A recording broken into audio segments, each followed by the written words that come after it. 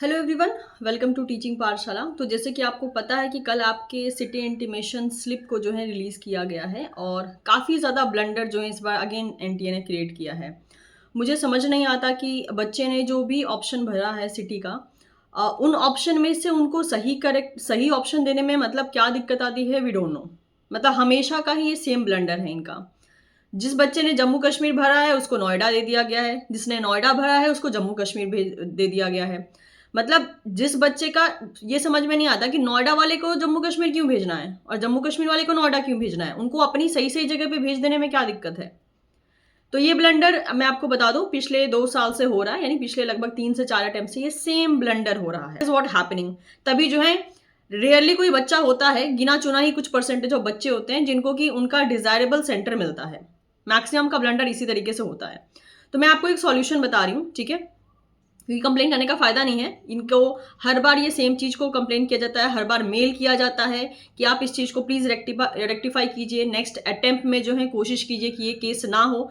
उसके बावजूद भी सेम यही केस जो है हर बार होता है, ठीक है? तो आई थिंक ये जो है मतलब जो भी फीडबैक मिलता है ना, उस पे शायद ये कुछ काम करते ही नहीं है या करना ही नहीं चाहते हैं, जो भी बोल लीजिए। एनीवेज़ अब तो जो प्रॉब्लम हो गई है, अब उसके सॉल्यूशन के बारे में बात करना ज़्यादा ज़रूरी है। तो आप लोग ये कर सकते हैं, हर बार ऐसा होता है कि ये क्योंकि ब्लंडर तो ये हमेशा ही करना करना होता है इन लोगों को। तो जिन बच्चों का सेंटर बहुत ज़्यादा दूर आता है, वो बच्चे जो हैं इनको मेल बैक कीजिए, मेल करके जो है आप सेंटर को चेंज करने का रिक्वेस्ट डाल सकते हैं। But there is one risk, उसके बारे में भी मैं बात करूँगी। इस रिस्क को आप उठाने के लिए रेडी हैं, तो ही आप उनको मेल कीजिएगा। तो जैसे मैंने कहा सॉल्यूशन है, पिछली बार भी ऐसा हुआ था, पिछले से पिछली बार भी ऐसा हुआ था, मतलब जितनी बार से ये ब्लंडर क्रिएट कर रहे हैं, उतनी बार से ये चीज़ हो रही है कि बच्चे जब टाइमली मेल कर देते हैं, तो उनको अपना एक रेक्टिफाइड मतलब सिटी इंटीमेशन स्लिप मिल जाता है, जिसमें कि सेंटर चेंज हो जाता है और मे बी शायद उन्होंने फर्स्ट या सेकंड प्रेफ़रेंस जो भरा था, वो उनको मिल जाता है। ठीक है? ये केस हो जाता है। बट ये है कि आपको जो है उनको मेल करना पड़ता है, एनटीए को मेल करना पड़ता है इस रिगार्ड में कि मैंने ऐसा-ऐसा भरा था और इस बार जो सेंटर आया है, वो मेरे घर से 2400 किलोमीटर दूर है, 200 किलोमीटर दूर है, 1500 किलोमीटर दूर है। ये सब कुछ आप मेंशन करके जो है उनको एक तरीके से मेल कर सकते हैं। उनको रेक्टिफिकेशन करना होगा तो वो आपको जो है वापस से एक अपडेटेड इंटीमेशन स्लिप जो है आपके लिए अवेलेबल करवा देंगे। लास्ट टाइम भी काफ़ी बच्चों का चेंज हुआ था। लेकिन कुछ बच्चों को इस मामले में जो है रिस्क भी झेलना पड़ा। जैसे कि कुछ एक आध मेरे स्टूडेंट थे जिन्होंने मुझे मेल किया कि जैसे कि उनका 1500 किलोमीटर दूर जो है सेंटर आ गया है।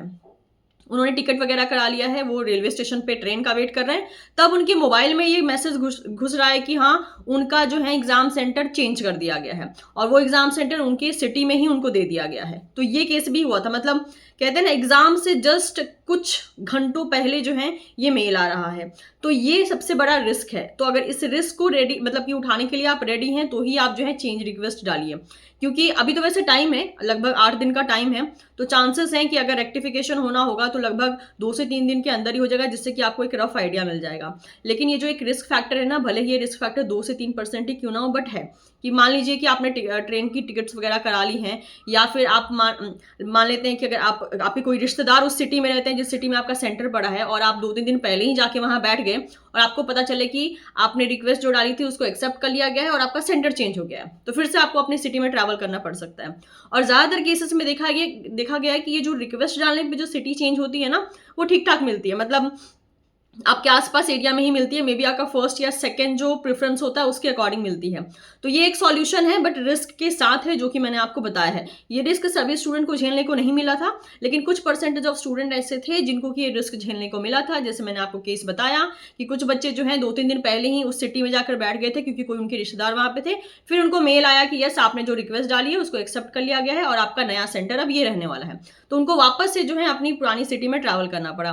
कुछ बच्चों का स्टेशन पे वो खड़े हैं ट्रेन के लिए और तब उनके पास मैसेज आ रहा है कि यस, आपका जो सिटी है वो फिर से चेंज कर दिया गया है और जो सिटी उनको मिली थी बाय लक ऐसा था कि उनकी उसी सिटी में ही उनको सेंटर मिल गया था जिस सिटी से वो ट्रैवल कर रहे थे। तो that was a good thing.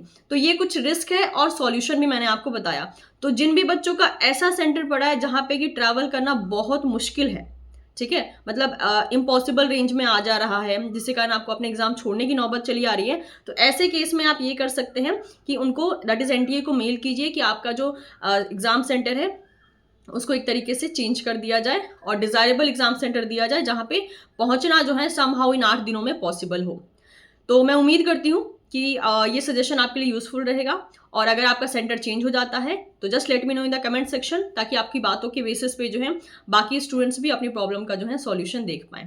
Thank you so much everyone, will see you soon in the next session. और अगर आपको सजेशन पसंद आया हो तो चैनल को सब्सक्राइब कर सकते हैं, वीडियो को लाइक कर सकते हैं और उन सारे अपने दोस्तों के साथ शेयर कर सकते हैं जो कि सेम प्रॉब्लम से गुजर रहे हैं। Thank you so much, bye bye.